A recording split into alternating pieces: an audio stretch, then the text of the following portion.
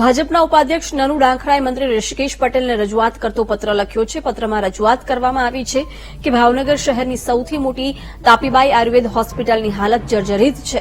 જર્જરિત બિલ્ડિંગના કારણે હોસ્પિટલને 1 વર્ષથી અન્ય જગ્યાએ ખસેડવામાં આવી છે, પરંતુ જર્જરિત હોસ્પિટલને લઈ તંત્રએ મકાન જર્જરિત હોવાનું બોર્ડ લગાવ્યું, પણ નવા બાંધકામની કોઈ કાર્યવાહી કરવામાં નથી આવી।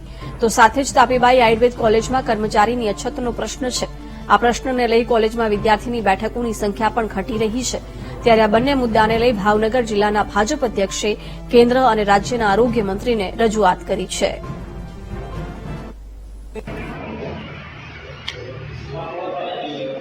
જે તાપીબાઈ આયુર્વેદિક હોસ્પિટલ અને આયુર્વેદ કોલેજ એ ભાવનગરની પ્રજા માટે વરદાન સ્વરૂપ છે, પરંતુ અહીંયા જોતા થોડી સમસ્યાઓ એવી લાગી કે એક ભાવનગર જે આયુર્વેદ કોલેજ છે તેમાં સ્ટાફની ઘટના કારણે ગયા વખતે 7 બેઠકો ઘટી હતી।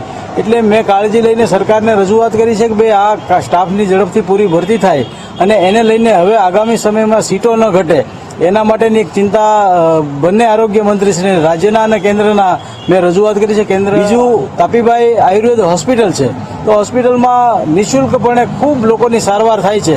ત્યારે જૂનું બિલ્ડિંગ જે જર્જરી થયું હતું એ બિલ્ડિંગને પાડી દેવાયું છે, તેને ખાલી કરીને આયુર્વેદ કોલેજ છે ત્યાં હોસ્પિટલ લઈ આવ્યા છે। 100 બેડની હોસ્પિટલ છે, પરંતુ નવું બિલ્ડિંગ ઝડપથી ત્યાં જે જૂની ઇમારત હતી ત્યાં બને એના માટેનું ટેન્ડરિંગ થયું નથી। તો ટેન્ડરિંગ ઝડપથી થાય અને એકાદ વર્ષમાં આ બિલ્ડિંગ તાપીબાઈ હોસ્પિટલ માટેનું કાર્યરત થાય એના માટે પણ રજૂઆત કરી છે। વારંવાર રજૂઆત કરીએ છીએ, અમારા તરફ ધ્યાન આ સરકાર દેતી નથી।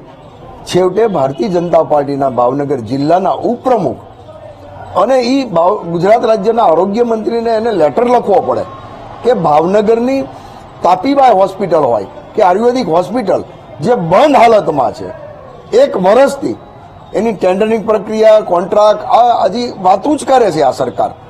જ્યારે ખુદ ભારતીય જનતા પાર્ટીના ઉપપ્રમુખ કે વિદ્યાર્થીના પ્રશ્નો હોય 100 બેઠક હતી અને 75 બેઠક કરી, એમાં 6 બેઠક તો પાછી ઓછી કરી।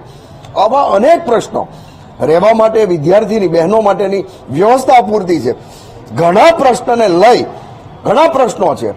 આ તો અમે તો વારંવાર રજૂઆત કરીએ છીએ। ભાવનગરની જિલ્લાની 2 કરોડના ખર્ચે હોસ્પિટલ થઈ એ ઉદઘાટનના વાટે આજે ચાલુ નથી કરતા, એવી તો ભાવનગરની જર્જરિત હોસ્પિટલ ઘણી છે। જ્યારે ભાવનગર જિલ્લાના ઉપપ્રમુખ કોઈ પણ બિલ્ડિંગનું બાંધકામ હોય એ પીઆઈયુ જોડે કરવામાં આવે છે।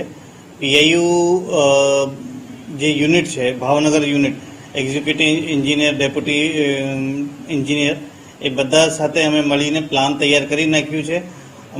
મકાન પાડવાની મંજૂરી આવી ગઈ છે અને હાલ જે છે થોડાક તબક્કે સમય થઈ ગયું છે કે એને આગળ કામ વધી નથી રહ્યું। તો મારે જાણવામાં મળ્યું છે કે પીઆઈયુ જે થર્ડ પાર્ટીથી કામ કરાવે છે ત્યાંથી એ હાલ ઇલેક્ટ્રિકના એ પ્લાન ફાઇનલ નથી થયા, એટલા માટે થોડું ડિલે થઈ રહ્યું છે। તેમજ બાકી આ સમયગાળા દરમિયાન પીઆઈયુનું એસઓઆર બદલાઈ ગયા, જેના લીધે બિલ્ડિંગની જે કિંમત છે એ વધી ગઈ છે અને લીધે પીઆઈયુ પ્લાન મૂકશે સરકારમાં અને પછી મંજૂર થઈને આવશે અને કામગીરી આગળ વધશે।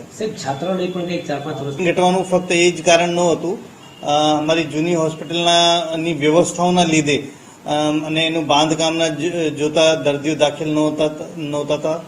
હવે આ આઈપીડીની કોઈ પ્રશ્ન છે નહીં, અમારી પાસે સારી વ્યવસ્થા અવેલેબલ છે દર્દીઓ માટે, 100 બેડની ફેસિલિટી અવેલેબલ છે અને મેલ પંચકર્મ, ફિમેલ પંચકર્મ, દર્દીઓને જમવાનું બધું અમે વ્યવસ્થિત રીતે આપીએ છીએ।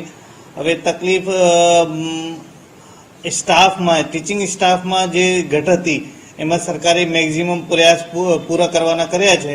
એમાં 2 ફેકલ્ટી હાયર એ પણ હાજર પણ થઈ ગઈ છે। 1 ફેકલ્ટીનું પ્રશ્ન છે, અમે સરકારમાં રજૂઆત કરેલી છે, એ ટૂંક સમયમાં ભરાઈ જશે, તો એ પ્રમાણે